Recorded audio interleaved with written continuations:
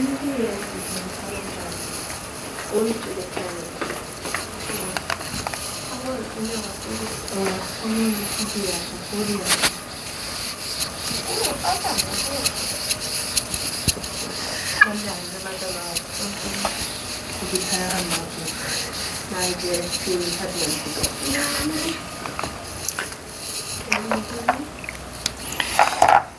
자, 볼게요. 자, 오정원의 고향 앞에서요. 자, 방금도 말씀드렸듯이, 자, 이게 칠판에 보면, 화자의 위치로서 어느 정도 이제 우리가 볼 수가 있어요. 그래서 일반적으로 이제 화자의 위치가 타향이다 그러면 그리움 정도. 그리고 특히 이제 우리가 고향에 대한 그리움을 향수라고 이야기하잖아요. 자, 그리고 화자의 위치가 고향이거나 근처에 있으면 마음속에 있는 고향의 이미지와 실제가 너무 다르거든요. 그래서 아까도 처음에 이 첫사랑 얘기 잠깐 했던 게 뭐냐면 내 마음속에 그 이미지와 실제로 만났을 때 이미지가 다르기 때문에 거기서 상실감을 좀 많이 느끼는 거예요. 자, 그래서 이제 이런 느낌이 우리가 보시면 돼요. 그럼 봐봐. 이 시도 어떻게 볼까?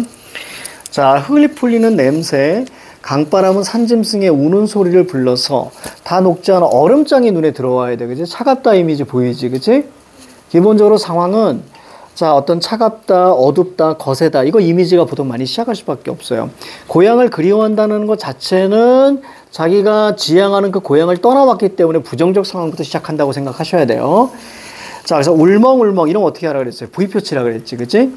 왠지 느낌이 울면서 이런 느낌이죠? 더 내려갑니다. 상황 부정이에요. 진종일 나룻가 내 마음 한번 쳐보세요. 공간적 배경. 자, 얘는 어떤 반응을 보입니까? 서성거립니다. 물결 잡아. 행인의 손을 쥐면 따뜻할 거야. 그러니까 행인은 긍정, 부정? 긍정일 거예요. 그치? 그럼 굳이 그냥 고향 사람인 거예요. 따뜻하리라. 자, 고향 가까운 주막에 들러. 이걸 통해서 고향 근처에 있구나. 누구와 함께 지난날의 꿈을 이야기할 수 없다. 양귀비 끌어다 놓고 주인집 늙은이는 자, 눈물 지은다. 물결 잡으세요. 즉, 이야기할 수 없으니까 밑에 눈물 짓는 거예요. 현재까지 뭐죠? 부정적 상황에서 부정적 정서적 반응이 쭉 나와 있죠. 그러니까 주인집 늙은이와 화자가 같은 입장이라고 보시면 돼요. 상황이 안 좋으니까. 간간히 잔나비 나나 놀고 싶은 말이야. 자, 잔나비. 자, 원숭이에요. 원숭이가 오는 산기슭에는 특히 기억하십시다. 산짐승이 울잖아요. 그럼 늘 쓸쓸함으로 가요. 그러니까 나뭇잎이 날리거나 산짐승이 울면 늘 쓸쓸함으로 갑니다. 우리 이런 거 있잖아. 가끔 이제 영화 보면은 저기 바깥에서 막 야생동물 소리 들리면 쓸쓸함이나 적막감이나 이런 게 막 느껴지잖아. 아우, 꼭꼭꼭 이런 거. 아직도 무덤 속에 조상이 잠자고 두 줄 묶어봐. 간간히 잔나비 우는 산기슭에는 아직도 무덤 속에 조상이 잠자고 고향의 모습은 변화가 없는데 이런 얘기예요. 고향의 모습은 변화가 없는데 가랑잎을 휩쓸어 가요. 뭐라고요? 쓸쓸함이라고요. 가랑잎을 휩쓸어 간다. 쓸쓸함. 여기저기로 떠도는 장사꾼들이요. 그럼 장사꾼 뭐 해줬어야 돼요? 그래, 동그라미 해줬어야 돼요. 왜요? 청자, 대화체, 말 건네는 방식 이렇게 나오는 거예요. 자, 상고하며 즉 장사하며 물건을 사고 팔며 오고 가는 길에 혹여나 보셨나이까 자, 뭐 고향을 이렇게 마무리되는 거예요. 그렇죠? 자, 그래서 밑에 보니까 어떤 얘기 나왔어요? 밑에 보니까 자, 시어에 대한 설명이 나왔거든요. 자, 칠판 보자.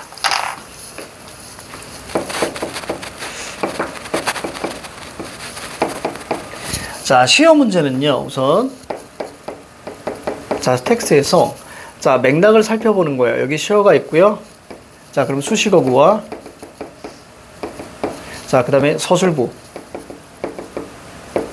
물론 이제 상황을 보는 경우도 있습니다. 네, 이렇게만. 그러면 이 시어를 통해서 우리는 긍정과 누구 입장? 화자 입장에서 긍정과 부정을 가려내실 수 있을 거예요.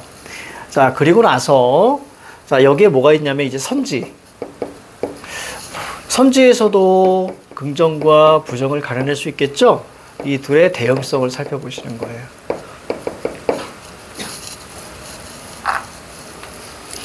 자, 됐나요? 정답이 2번이 되는 거예요. 왜 그런가 한번 살펴보자. 자, 행인은 긍정일까요? 부정일까요? 두 번째 원에 보니까 행인의 손을 쥐면 따뜻하게 되는 거예요. 그러니까 행인은 긍정이에요. 자, 주인집 늙은이와 장사꾼들 요거 가로 묶어볼래요?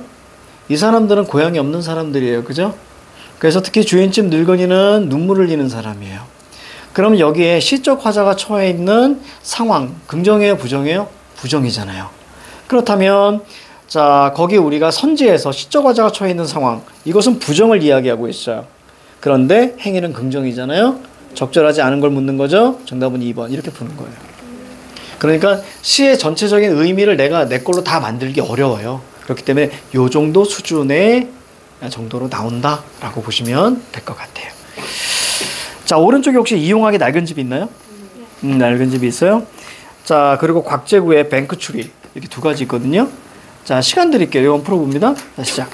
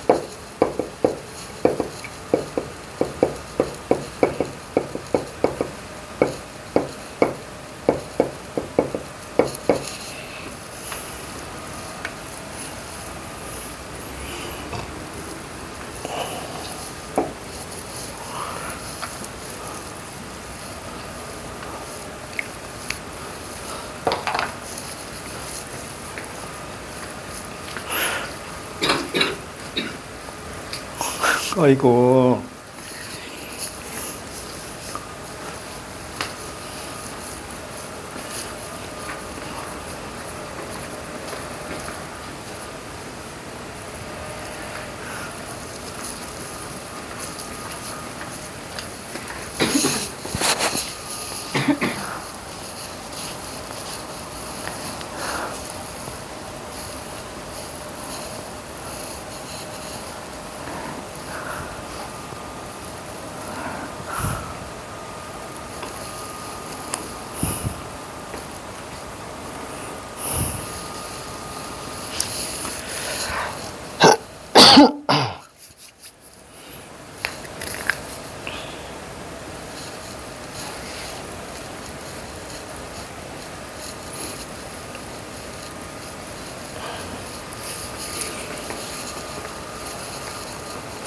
자, 2분.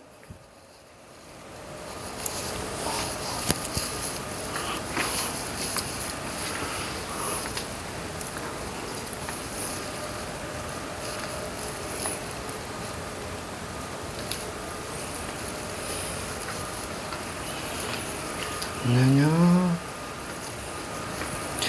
울고 있는 나야 나나나 나나나 나나나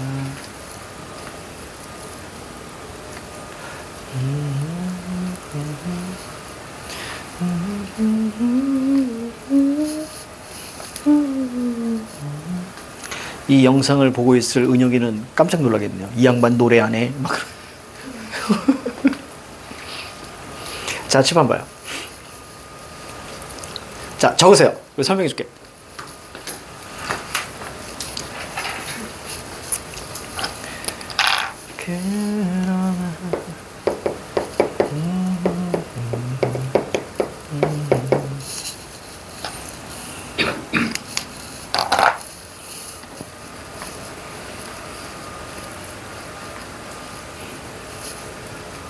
공식이에요, 공식.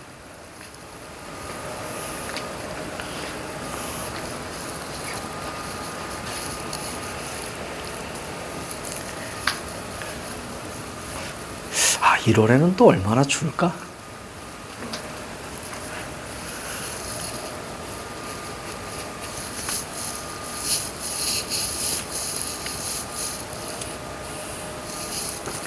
같은 항공사가 연속적으로 항공기 사고가 날 확률은 몇이나 될까?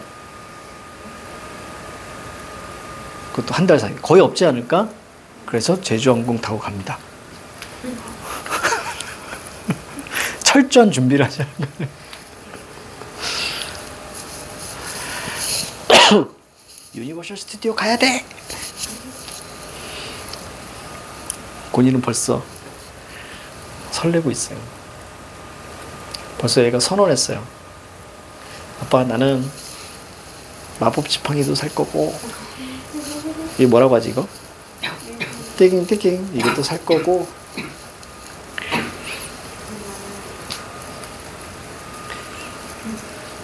그래서 특강을 신청해 주신 여러분이 너무 감사해요.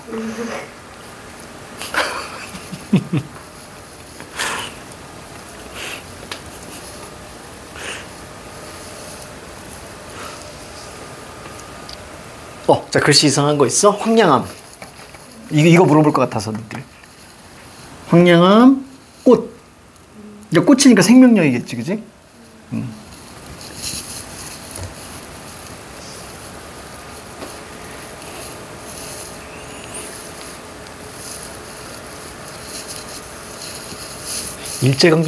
일제강점기 시가 정말 많거든요.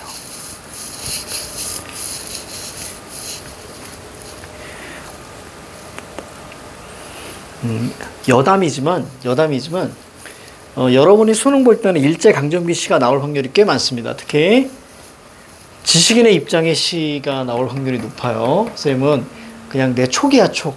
왜 그러냐면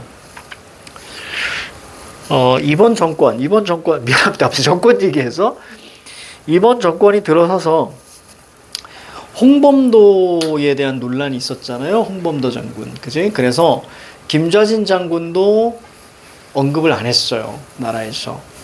홍범도 장군, 김좌진 장군이 보통 군인들이 배우는 교육 자료에 둘이 다 빠졌어요. 그래서 그들은 쉽게 말하면 이제 좌익, 그래서 이제 공산주의 쪽이다, 뭐 이렇게 그들이 말하는 빨갱이 쪽이다, 뭐 이렇게 했는데요. 그래서 쌤은 어떤 생각을 했냐면, 내 기억이 맞다면 조선혁명군 간부학교, 이게 세워지거든요. 누가 세웠냐면 김원봉. 김원봉이 교장이었고요. 그리고 거기 교육시키는 그 사람이 김좌진이었어요. 그래서 내가 알기에는 홍범도 장군하고 시인 이육사 같이 군사훈련을 받아요. 그래서 우리는 이육사를 시인으로 보시면 안 되고요. 이육사는 군인입니다. 이육사는 군인이에요. 근데 군인이 시도 쓰네? 이렇게 알고 계시면 돼요. 마치 이제 이순신 장군이 그렇죠? 군인이면서도 글을 쓰는 거하고 비슷하다고 생각하시면 돼요. 자, 그러면 홍범도가 날아가고 김좌진을 뺐다면 당연히 의열단, 그 의열단의 흐름까지 가는 거거든요. 그럼 이육사도 빠지게 될 수밖에 없죠. 그래서 선생님이 뭐라고 했냐면 애들한테, 얘들아 이육사 씨는 안 나올 거야 라고 얘기했어요. 올해. 맞았어요. 올해 안 나왔잖아요. 그래서 선생님이 근데 이제 이게 바뀌고 이제 바뀌면 내가 볼 때는 일제강점기 씨가 나올 가능성이 있습니다. 또 안중근 우리는 의사라고 배우는데 안중근 의사가 아니죠. 안중근 장군입니다. 스스로가 법원에서 나는 조선의 군인으로서라고 이야기했기 때문에 별 2개였던 걸로 기억나는데 쌤은 그럼 소장이거든요. 그러니까 장군이에요. 그래서 안중근 장군이거든요. 그래서 우리는 그렇게 알아야 돼요. 그래서 의사 그러면 왠지 어떤 느낌이에요? 안중근 의사, 만약에 안중근이 그때 이제 법정에서 얘기했던 게 뭐냐면 나는 군인으로서 이토 히로부미를 암살한 거지. 암살도 아닌 거예요. 이 내 나라를 지키기 위해서. 군인이라는 존재는 내 나라를 지키기 위한 거잖아요. 그래서 나는 무죄다 라고 얘기한 거예요. 근데 만약에 군인이 아니게 되면 어떤 느낌이 좀 와요? 약간 테러리스트 느낌이죠. 그리고 또 하나, 군인이라고 하는 순간 군인은 뭐예요? 그 나라에 존속하고 있는 거잖아요. 그러니까 조선은 망한 게 아닌 거예요. 그럼 이해가지, 그치? 그래서 안중근 장군은 스스로를 나는 조선의 군인이다 라고 이야기를 했어요. 이야기를 했고요. 그래서 우리가 안중근 의사라고 얘기하는 것은 사실은 그 어떤 그 일제강점기의 우리 역사, 이것을 좀 친일사관, 식민사관에 비추어서 좀 낮춘 거라고 보시면 돼요. 일부러. 이해가지? 그래서 최근에 논란이 됐던 게 여러분들도 알고 있다시피 일제강점기에 우리 민족은 국적이 일본이었다라는 그 논란이었어요.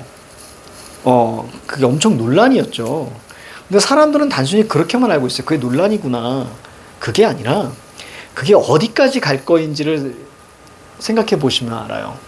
그래서 광복절은 다시 되찾는 거란 말이에요. 그러니까 나라가 존재해서 빼앗겼다가 다시 되찾는 거예요. 자, 그런데 건국절 그러면 나라 자체가 없어진 것에서 새로 만드는 거거든요. 그러니까 일제강점기 자체를 완전 부정하는 거예요. 그래서 상해 임시정부는 우리는 망명정부라고 봐야죠. 나라는 존재했고 뭐가 뺏긴 거예요? 그렇지, 영토를 빼앗긴 거예요. 그래서 건국절 논란이 나오는 거고요. 그래서 저쪽에서 건국절 얘기하는 건 일제강점기가 사라지는 거예요. 그러면 우리 조선이 뭐였다? 우리 조선이 일본인이었다라는 거죠. 근데 일본인 대우를 받은 적은 한 번도 없죠. 노예였으니까 거의.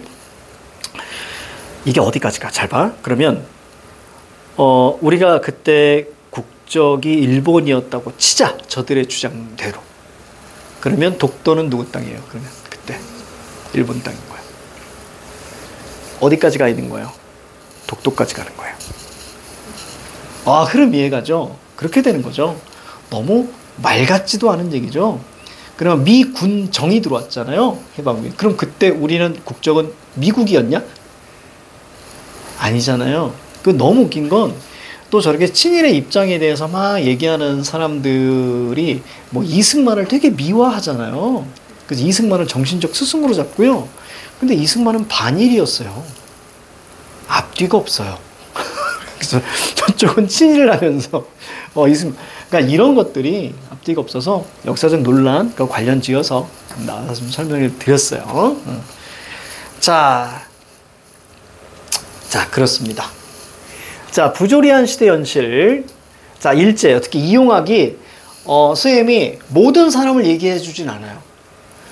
기출해서 나왔던 사람들 있죠. 그러니까 좀 자주 출제됐던 그런 인물들은 선생님이 알려줄 거예요. 자, 이용학 일제강점기 사람이에요.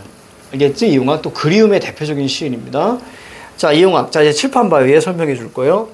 현대시는 3가지예요. 부조리한 시대 연실, 대상의 부재 및 결핍, 성찰 깨달음. 그 중에서 가시는 부조리한 시대 연실을 대표적으로 나타내는 거예요. 자, 시의 내용은 요 2개가 다라고 생각하시면 돼요. 자, 볼게요. 자, 일제강점기에 시대연실의 일제강점기 그 부조리가 뭐니? 그럼 억압과 착취가 기본이에요.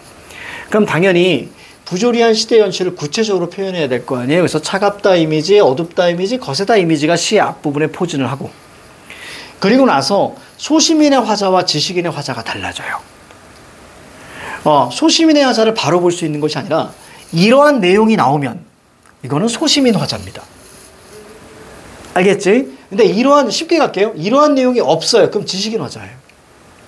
그래서 가난했기 때문에 유랑하고요. 그래서 가족이 해체되는 거거든요. 이런 내용이 있으면 소시민 화자로서 극복의지 없습니다. 그냥 슬프다로 마무리되는 거예요. 민족의 순환을 드러내는 것이기 때문에. 요시 여기 지금 나와 있는 이용옥의 낡은 집 보면 마지막에 극복의지 있어요? 없어요. 그렇기 때문에 민족의 순환으로 마무리가 될 수밖에 없어요. 그러면 작가는, 즉 소시민의 화자, 이 작가는 이 소시민에 대해서 연민을 갖게 될 수밖에 없는 거예요. 자, 그리고 나서 가난 유랑 가족 해체 아니고요. 겨울에서 봄 얘기. 그치? 차갑다에서 따뜻함 얘기, 어둡다에서 밝음에 대한 이야기, 그리고 황량한 것에서 어떤 생명에 대한 이야기, 생명력 나오게 되면 반드시 태도는 극복의지, 희망이 되는 겁니다. 그러니까 시대적 의미에서 광복 독립이죠. 즉 지식인과 소시민의 가장 큰 차이는 뭐냐면 담론의 크고 작음인 거예요. 그치? 담론이 되게 크죠. 지식인. 대표적인 게 누구예요? 알고 있는 여러분들 지식인. 윤동주 이육사잖아요. 그치? 그렇게 가는 거예요. 이육사. 진성 이씨. 퇴계 이왕의 후손이죠. 본명은 이원록. 그래서 죄수로 잡혀 들어갔는데 죄수 번호가 264번이었죠.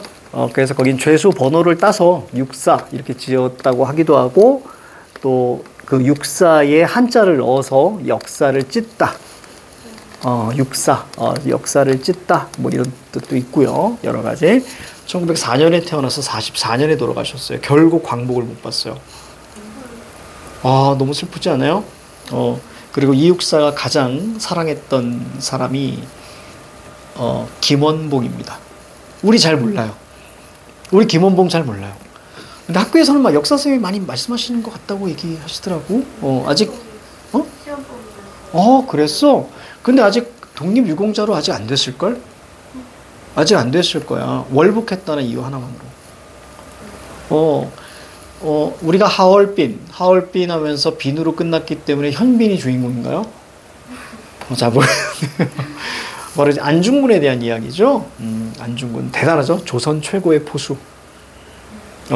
안중근. 그래서 있지만 사실 김원봉에 대한 얘기는 명화가 없다.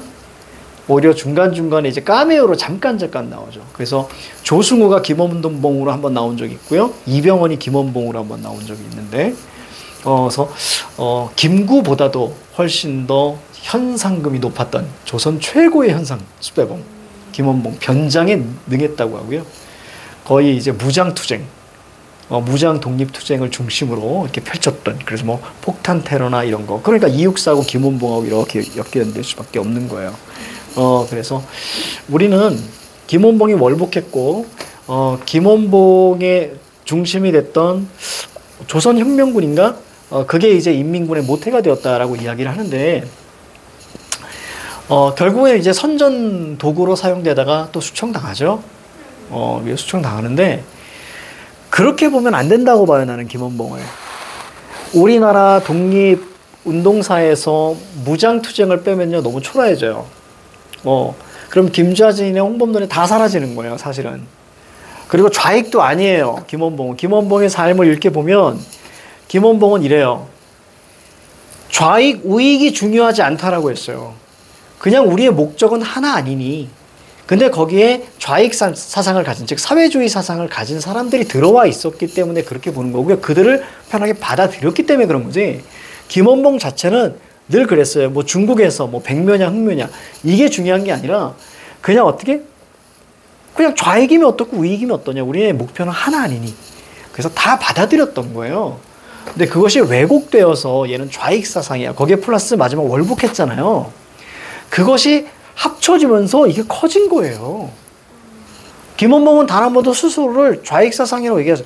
오히려요, 김구를 중심으로 한 임시정부에 거기가 여러분들 파벌이 진짜 심했어요. 굳이 얘기한다면 대놓고 물어보는데요. 너 원래 양반의 가문이야? 상놈의 가문이야? 이렇게. 대놓고 물어봤었어요. 파벌이 진짜 심했어요. 그리고 상해 임시정부를 막 물 흐렸던 게 바로 승만이 형이죠? 승만이 형. 자, 그래서 거기 보면, 그래서 난 김원봉에 대한 게 나왔으면 좋겠어요. 진짜로. 조선이 해방되기 전까지 단 한 번도 잡히지 않았던 사람이고요. 변장술이 엄청 능했고요. 폭탄 테러에 엄청 대단했고요. 단 한 번도 잡히지 않은 사람이 몰래 들어왔잖아요. 귀국할 때도. 많은 사람들의 환영을 받지도 못한 채로 들어왔어요. 김원봉의 존재를 많은 사람들이 모르니까요. 이해가죠? 그만큼 대단한 사람이었다는 거예요. 그래서 몰래 들어왔잖아요. 들어왔는데 해방된 조국에서 일제강점기에 독립군들을 고문하고 죽였던 노덕술이라는 대표적인 친일파가 있어요. 고문기술자라고 하는. 걔가 성북 경찰서장일 거예요. 그거 되면서 그놈한테 잡혀요. 어디서? 성북구 화장실에서. 그래서 엄청난 모욕을 당합니다. 아랫도리가 벗겨진 상태로 끌려 나왔다고 해. 참 이해가 가요. 해방된 조국에서 내가 조선을 위해서 목숨을 걸고 이렇게 했는데 해방된 조국에서 친일파였던 애한테 잡혀서 이런 모욕을 당하면 어떤 생각을 할까? 내가 이러려고 나라 지켰나라는 생각이 들지 않았을까? 슬퍼요. 그래서 그에 대해서 보여주는 그런 좀 영화가 좀 있으면 어떨까? 제대로 된, 뭐 서울의 봄 참 잘 만들었죠. 그래서 그것 때문에 이렇게 왔듯이 안중근 영화는 많았어요. 근데 김원봉이 그게 없어요. 시대적 조명이. 그래서 그러면 어떨까라는 생각이 좀 많이 드네요. 그래서 이거 얘기하다 보니까 쓸데없는 얘기하자. 자, 이용학의 낡은 집 갈게요. 자, 낮으로 밤으로 왕겁이 줄치기에 분주한 집. 자, 대상이 딱 집이네요. 그죠? 마을서 흉집이라고 꺼리는 낡은 집. 자, 근데 이 집에 살았다는 백성들은 그러니까 집은 나라 이렇게 보셔도 되고요. 대대손손에 물려줄 은동고 산호관자도 갖지 못했어. 이런 것조차도 갖지 못했대. 은동고 산호관자 몰라도 돼요. 그럼 여기서 우리가 알아야 되는 건 뭐밖에 없어요? 가난 이렇게 하시면 되겠죠. 자, 그리고 어디 가요? 언덕을 넘어서 무곡을 다니던 당나귀, 항구로 가는 콩실의 늙은 둥글소 모두 없어졌습니다. 없어졌으니까 세모 잡으셔야죠. 이런 걸 상실감이라고 하는 거예요. 외양간에 아직 초라한 냄새가 그윽하지만 털보내 간 곳은 아직도 몰라요. 자, 대상이 털보내입니다. 찻길이 놓이기 전 노루, 멧돼지, 족제비 이런 것들이 앞뒤 산을 마음대로 뛰어다니는 시절, 긍정시절, 부정시절. 긍정시절이면서 이거 과거죠. 과거죠. 맞죠? 그 오른쪽에 적으세요. 과거 회상이 되는 겁니다. 왜? 지금 현재는 뭐야? 부정적인 거잖아. 그치? 과거 회상입니다. 털보내 셋째 아들, 이거 동그라미 잡아보세요. 자, 나 동그라미 한번 적어보세요. 화자가 드러났습니다. 이 집 안방, 자, 광주리 옆에서 가난입니다. 태어났다고 한다. 태어났다 이런 얘기예요. 내 친구 태어났어. 자, 그가 바로 누구? 털보내 셋째 아들이 자, 초등학교 2학년이 되던 해에 사냥개가 꿩을 쫓아다니던 겨울 세모 잡아줘야죠. 겨울. 이 집에 살던 자, 7 가족이 어디론지 사라졌어요. 자, 칠판. 이 중에 뭐에 해당이 돼요? 유랑이죠. 고향을 떠난 거예요. 이해가죠? 이게 바로 유랑입니다. 어디론지 사라지고 이걸 우리 야반도주라고 하죠. 가난하니까 떠난 거예요. 자, 북쪽은 추운 곳입니다. 북쪽 세모, 향한 발장과 눈 세모, 떨고 있었다. 물결 잡으세요. 자, 우리 알 수 있겠죠. 털보내 삶이 어떨까? 거기 가도 순탄치 않을 것이에요. 늘 이렇게 끝나요. 됐죠? 자, 밑에 곽재구의 뱅크 추리 한번 볼게요. 자, 요거 우리가 어떻게 읽어야 되냐면 선생님은 되게 단순하게 읽어요. 너 동그라미. 자, 너란 이거 V표 쳤어야 돼요. 그쵸? 색채어니까. 자, 우산길 아래 서 있으면 아름다움이 세상을 덮으리라던 자, 늙은 러시아 소설가의 눈망울이 생각난다. 여기서 우리가 물결치기 하나 있거든요. 자, 어디에 물결치면 됐을까? 너의 노란 우산길 아래 서 있으면 지향하는 가치는 무조건 물결 치거나 동그라미 치는 거거든요. 그러니까 뭐가 보여요? 아름다움이 눈에 보여야 되는 거예요. 그러니까 자, 너의 노란 우산길 아래 서 있으면 아름다워 이런 얘기인 거예요. 너는 아름다우면 You are so beautiful. 자, 너는 아름다워. 자, 맑은 바람결에 너는 짐짓. 그러니까 너는 뭐예요? 의인화한 거예요. 그죠? 너는 짐짓 네 빛나는 눈썹 두어 개를 떨구기도 하고요. 누군가 깊게 어떤 단어 눈에 딱 들어와요? 사랑 눈에 들어오잖아요. 그렇지? 보도 위에 아름다운 엽서를 주기도. 아름다운 체크해야죠. 그러니까 결국 은행나무 너는 아름답고 사랑이야. 자, 이런 얘기인 거야. 지금까지. 아무도 이 거리에서 절망 X 치세요. 절망을 노래할 수 없어요. 절망의 반대가 뭐예요? 희망이니까 마지막 줄에 희망 얘기 나오는 거야. 이 희망이 지향인 거예요. 마지막 줄에 희망 동그라미 치고 지향이라고 쓰시고요. 절망을 노래할 수 없어요. 희망을 노래해요. 벗은 가지 위 위태위태하게 고개를 하는 도롱이집 몇 개가 있는데 때로는 세상을 잘못 이룬 누군가 세모? 얘가 자기 몫의 도롱이집이니까 도롱이집도 세모? 가지 끝에 걸고 이 땅 위에 왜 누군가가 세모였니? 불법으로 들어서려고 하는 작자인 거예요. 됐지? 불법 세모. 이 독재입니다. 독재. 이 독재자예요. 수천만 황인종의 얼굴 같은 너의 노란 우산길 아래 서 있으면 희망이야. 이렇게 마무리하는 거예요. 그치? 자, 그러면 1번부터 자, 중요한 거 하나씩 잡아줄게요. 자, 거기 뭐 적절하지 않은 거거든요. 거기 향토라는 말이 눈에 보일 거예요. 그죠? 향토. 같이 알아둡시다. 자, 향토적, 토석적, 또 뭐 전원적 이런 게 있는데요. 요것만 기본적으로 갈게요. 자, 얘네들의 공통점은요. 공통점은 무슨 뜻이냐면 나트 도시적이라고 보시면 돼요. 그럼 이해하기가 쉽겠죠? 이럴 때 요것도 좀 선생님이 좀 설명해 줄게요. 이만큼이 향토고요. 이 안에 요만큼이 토속적이에요. 어떻게 다르냐면요. 이 토속적은 자, 철저하게 지명과 같이 나온다고 보시면 돼요. 향토는 넓은 의미의 시골 느낌이고요. 그렇죠? 얘는 확실하게 지명이 나와주면 이때 우린 토속이라고 하는 거예요. 나주, 곰탕 그러면 향토이면서 토속인 거예요. 이해가지? 자, 이런 걸 이야기하는 거야. 나트 도시적이에요. 자, 그리고 그러니까 나에는 무슨 뭐 보도블록 뭐 이런 거 있잖아요. 그죠? 자, 그 다음 2번에 보니까 미래에 대한 긍정적인 전망. 요거 밑줄 한번 쭉 쳐볼래요? 미래에 대한 긍정적인 전망. 자, 두 글자로 뭐라고 할래요? 그래요. 희망이에요. 잘했어요. 이런 거예요. 태도는 네 가지만 알고 있으면 된단 말이에요. 태도 네 가지. 뭐뭐 있어요? 긍정적 태도. 당연히 희망이고요. 이거 암기. 자, 희망. 그 다음 누누이 얘기하는 극복의지. 자, 그 다음에 생명력. 그 다음에 지향이에요. 지향은 긍정이라고 보시면 돼요. 이건 방향성이란 말이에요. 지향은 방향성. 저 네 가지가 태도고요. 쟤네들 다 같은 의미야 라고 이해하시는 게 편할 겁니다. 됐지? 자, 그 다음 동그라미 3번에 자, 사실적.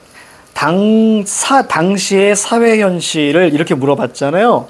당시 사회현실 뭡니까? 부조리한 시대현실. 그러니까 맞는 거예요. 그럼 선생님 사실적이 무슨 뜻이에요? 사실적과 똑같은 말이 밑에 나와요. 밑에 실감나게. 사실적은 실감나게라는 뜻이거든요. 그럼 실감나게하고 똑같은 말은 생동감이라는 뜻이에요. 됐지? 그럼 이것은 구체적이라는 뜻입니다. 그러니까 사실적, 실감나게, 구체적. 얘가 구체적이잖아요. 오히려 지식인 화자에서는 겨울 이런 것들이 추상적이죠. 그치? 야, 이거 훨씬 구체적이잖아. 이런 걸 나타내는 거예요. 사실적, 실감나게, 생동감. 자, 그 다음에 동그라미 4번에 구체적 대상, 낡은 집, 그리고 구제 개념 털보네 식구, 낡은 집에 사는 털보네 식구. 그 다음에 나는 제목에서 뱅크트리. 됐죠? 자, 정답이 5번이거든요. 자, 과거 사건 얘기 나왔잖아. 그러면, 이거 어머나. 자, 시에서 우리가 뒤쪽에 할 건데요. 과거가 나오잖아요. 이 과거는 뭐냐면 전부 다 회상으로 나타나요. 회상입니다. 회상이 나오면 무조건 과거예요. 됐지? 이럴 때 이 회상도 둘로 나눠져요. 회상도 둘로 나눠집니다. 회상 나눠집니다. 자, 하나는 우리가 그리움으로 가는 게 있어요. 바로 회고라고 합니다. 회고는 그리움으로 가는 거고요. 자, 성찰. 여기서의 성찰은 반성으로 가게 되는 거예요. 다 과거를 드러낼 수밖에 없는 거예요. 자, 나에는 없고요. 가에는 있습니다. 그래서 정답이 5번인 거예요. 이해 가죠? 이렇게. 자, 이제 넘겨요. 어머나, 시간의 흐름이 나왔네. 거기 보면 시간의 흐름에 따라 시상을 전개하고 있다 이렇게 나와 있죠. 그죠? 자, 요거 가볍게 한번 보도록 할게요. 요거 오늘 아마 요 정도 하면 마무리가 될 것 같은데.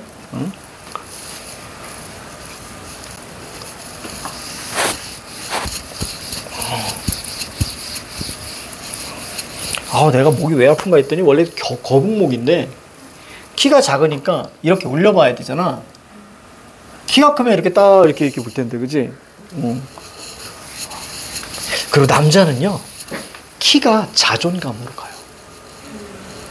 진짜 되게 신기해.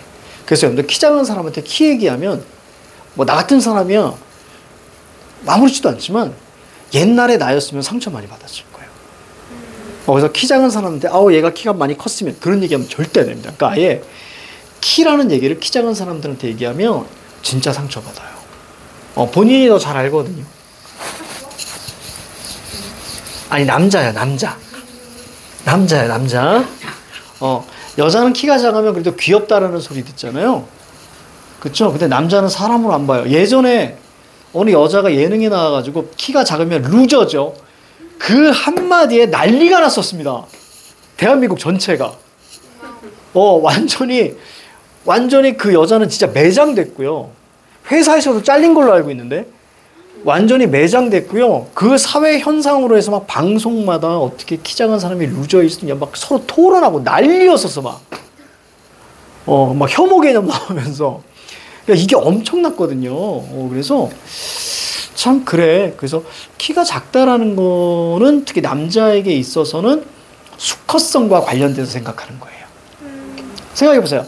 남자다움, 남성미. 그럼 기본적으로 머릿속에 떠오르는 게 두 가지일 거예요. 어깨가 넓고 키가 큰. 그쵸.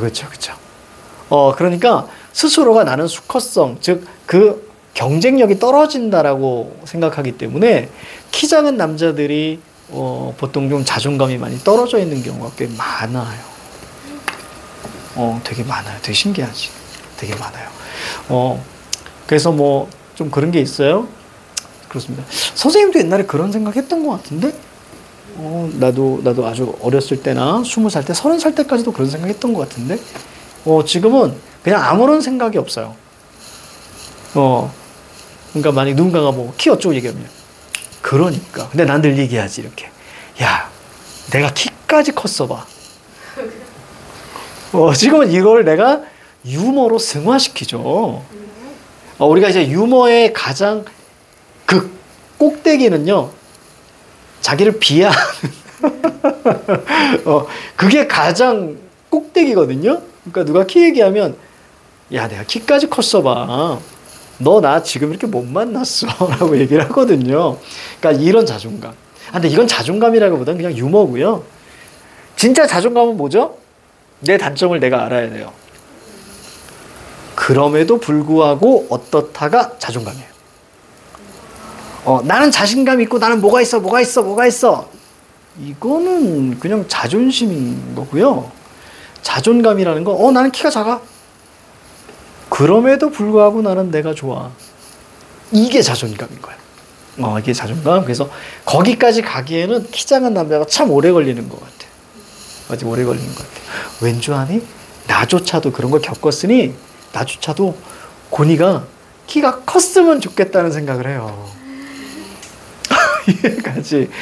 야, 자존감이라는 건 키가 작아. 이런 얘기가 설명하고 싶지 않아요. 얘가 빨리 키가 컸으면.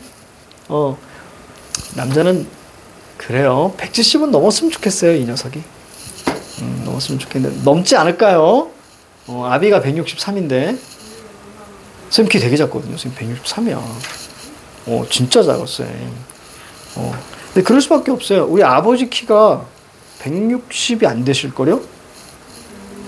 어머니는 130대일 거예요. 어제 고니하고 할머니하고 만났는데 키가 같더라고요. 어머니가 되게 작으세요. 그러니까 그 두 분 사이에서 내가 이렇게 태어났다는 얘기는 거의 돌연변이 수준인 거예요. 난 거인인 거예요. 내 동생이 150대니까 키가. 남동생인데. 그래서 얘가 조금 위축된 삶을 좀 살았던 것 같아요. 이 아이가. 자, 그래도 지금 뭐 잘 살고 있으니. 자, 우리는 시간성에 대해서 알아볼 거예요. 여기가 과거고요. 여기가 끝난 줄 알았지? 자, 여긴 과거고요. 자, 여기.